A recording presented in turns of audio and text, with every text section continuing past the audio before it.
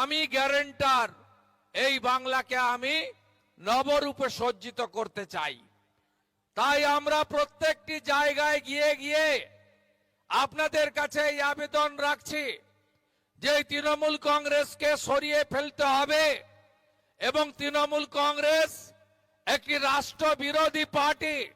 সংবিধান মানে না, জুডিশিয়ারি মানে না, তারা পুলিশকে ক্যাডারে পরিণত করে এই রাজ্যকে লুট করার কাজ করছে। তাই তৃণমূল কংগ্রেসকে সরাতে হবে, পরিবর্তন আনতে হবে।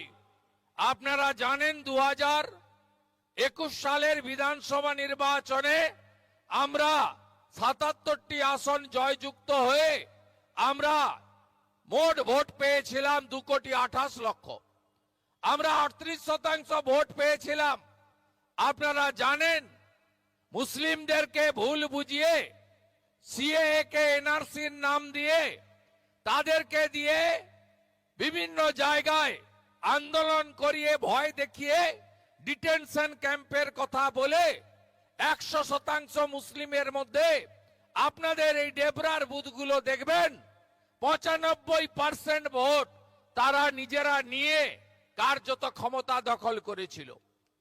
আজকে আপনারা দেখেছেন 2024 লোকসভা নির্বাচনে এত লুট করার পরেও, এত ভুয়া ভোটার, মৃত ভোটারের ভোট দান করার পরেও আমরা 2,33,00,000 ভোট পেয়েছি।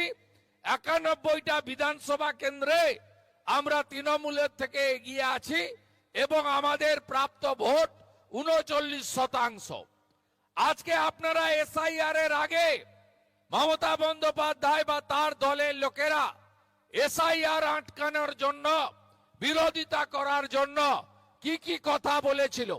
বলেছিল এই এসআইআর আমরা করতে দেব না, বলেছিল পুরা আন্দোলন হোগা, পুরা আন্দোলন।